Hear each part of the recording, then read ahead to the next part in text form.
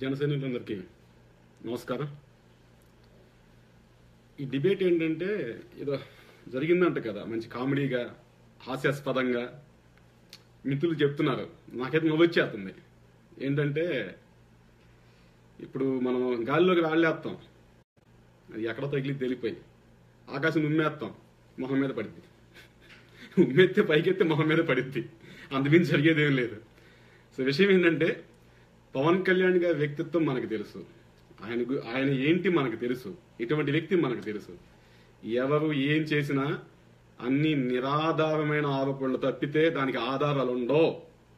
నేను కూడా 190 అంట వ్యక్తిగతంగా, 190 ఆరోపణలు చేస్తా వ్యక్తిగతంగా.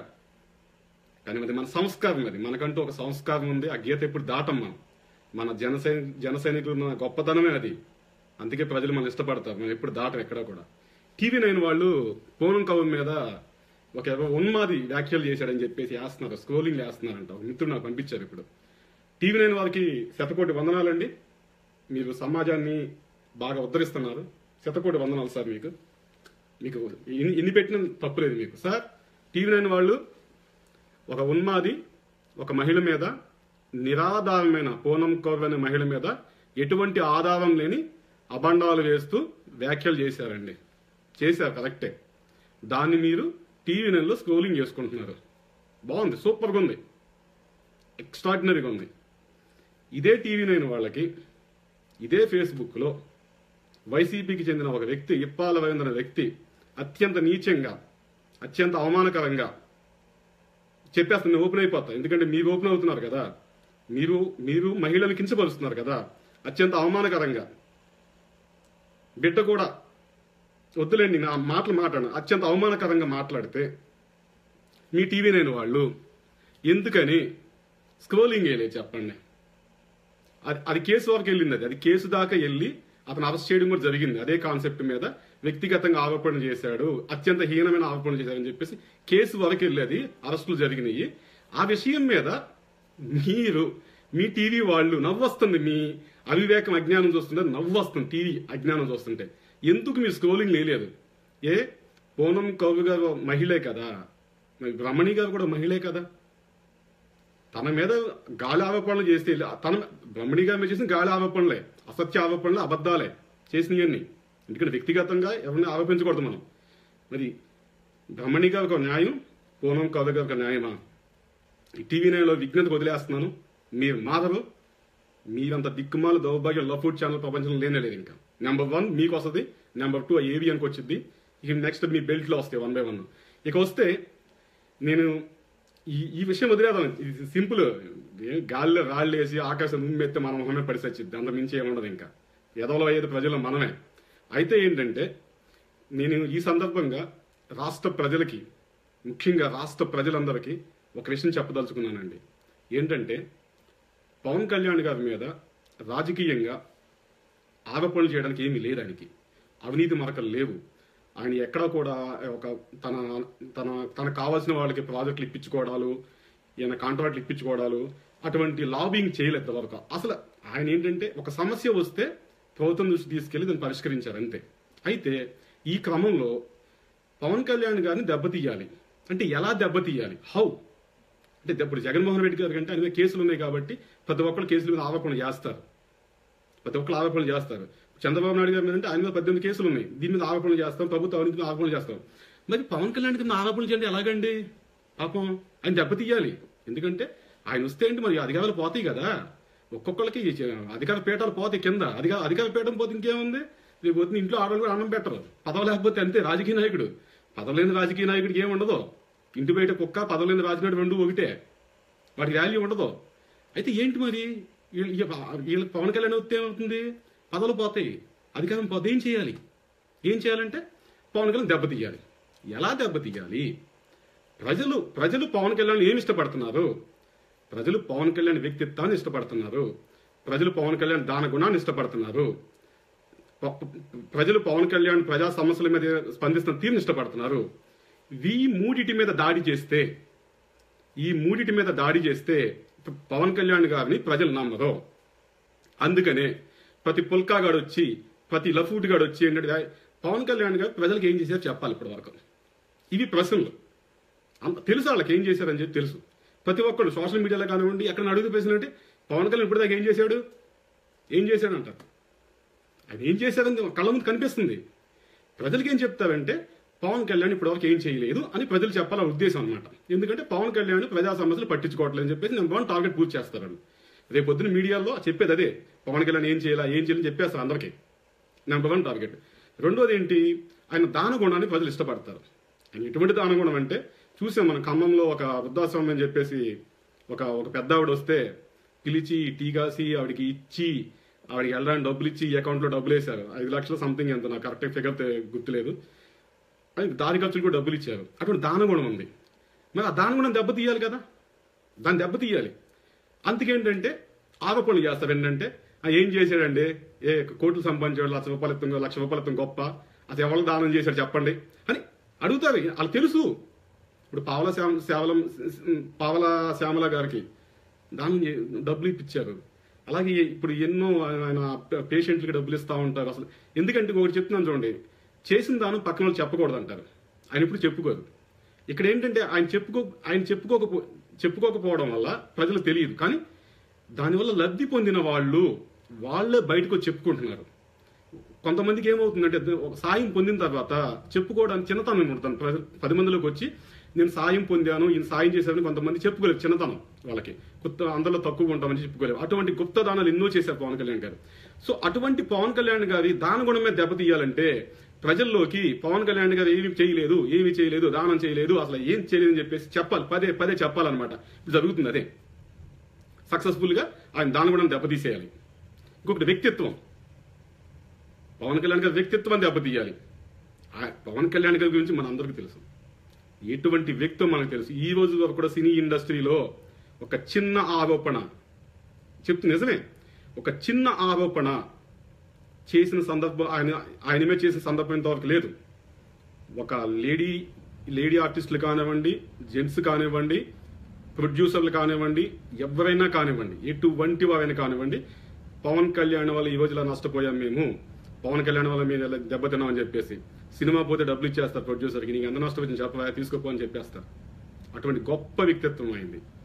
ఎవరిని కూడా ఆయన ఏనాడు కూడా కించపరిచి మాట్లాడడం కానీ అవమానపరచడం కానీ ఏమీ ఉండదు. అసలు ఈవెన్ ఇప్పుడు మహిళలంటే ఆయనకి ఎంతో గౌరవం. ఆయన ఇచ్చే గౌరవం అంతా ఇంత కాదు. పెద్దలంటే ఎంతో గౌరవం. మనం చూసాం కాకినాడ వెళ్ళినప్పుడు, మీటింగ్ వెళ్ళినప్పుడు ఒక చంద్రశేఖర్ గారు అనుకుంటా పెద్ద ఆయన ప్రజలకు ఉచితంగా సేవ చేస్తుంటే వెళ్ళి కాళ్ళకి నమస్కారం చేశారు. ఆయన నమస్కారం చేసింది ఆయన పెద్దరికంతో పాటు ఆయన చేస్తున్న సామాజిక సేవకి ఆయన చేసింది. అటువంటి గొప్ప వ్యక్తిత్వం అయింది. ఈ రోజు కూడా పవన్ కళ్యాణ్ గారు అక్కడ గొప్ప వ్యక్తిని చూసినప్పుడు ఫస్ట్ వెళ్ళి వాళ్ళ కాళ్ళకి నమస్కారం చేస్తారు. ఆ వ్యక్తి ఏంటి, ఆయన స్థాయి ఏంటి అని కాదు, ఆయన చూసేది ఏంటంటే ఈ వ్యక్తి సమాజానికి మంచి చేస్తున్నారు అన్న ఉద్దేశంతో ఆయన వెళ్ళి కాళ్ళకి నమస్కారం తీసుకుని ఆశీర్వాదం తీసుకుంటారు. అటువంటి గొప్ప వ్యక్తిత్వం అయింది. అటువంటి గొప్ప వ్యక్తిత్వం మీద ఈ రోజు మరకలేస్తున్నారు. మరకలో ఏదో మహిళను తీసుకొచ్చి ఏదో ఇప్పుడు ఎంత నాకు నవ్వు వచ్చేస్తుంది చెప్పాలంటే. ఎందుకంటే ఇలా కూడా చేయగలరా, అసలు ఇలా కూడా ఆలోచన చేయగలరా, ఇలా పాసిబిలిటీ ఏనని చెప్పేసి. కానీ చేసేస్తున్నారు. ఆయన మీద ఆరోపణలు చేస్తున్నారు, ఆయన వ్యక్తిత్వాన్ని దెబ్బతీయాలనుకుంటున్నారు, ఆయన దానగుణాన్ని దెబ్బతీయాలనుకుంటున్నారు, ఆయన ప్రజలకు స్పందించే స్పందన దెబ్బతీయాలనుకుంటున్నారు, అన్నిటిని దెబ్బతీస్తున్నారు. ఇలా దెబ్బతీయడం వల్ల శత్రువులకి ఏంటంటే ఒకటే లాభం అంటే ఏం లేదు. రేపు పవన్ కళ్యాణ్ గారు ప్రజల్లోకి వెళ్ళినప్పుడు ప్రజలు ఏమనుకుంటారు, వచ్చాడా ఈయన చేశాడంట కదా, ఎవరికి రూపాయి ఇప్పుడు ఇచ్చిన పాపను పోలేదంట కదా, కోట్లు సంపాదించాడంటగా, ఇప్పుడు 5 ఏళ్ల మట్టి ప్రభుత్వంలో 5 ఏళ్ల మట్టి ఉన్నాడు, ఒక్కరు కూడా ఒక పని చేసి పెట్టలేదంటగా అని ప్రజలు అనుకుంటారు. అలా అనుకోవాలని ఈ రోజు పవన్ కళ్యాణ్ గారి మీద ఇటువంటి దాడి జరుగుతుంది. ఇదే కాదండి, మన జన సైనికులను గుర్తుపెట్టుకోండి, అలాగే రాష్ట్ర ప్రజలు కూడా గుర్తుపెట్టుకోండి. ఇదే కాదు, ముందు ముమ్మరంగా చాలా రకమైన దాడులు ఉంటాయి పవన్ కళ్యాణ్ గారి మీద. చాలా దాడులు ఉంటాయి. వాళ్ళు నీతిమంతులే, వైసీపీ వాళ్ళు నీతిమంతులే, టీడీపీ వాళ్ళు నీతిమంతులే, వాళ్ళిద్దరు ఒకటే.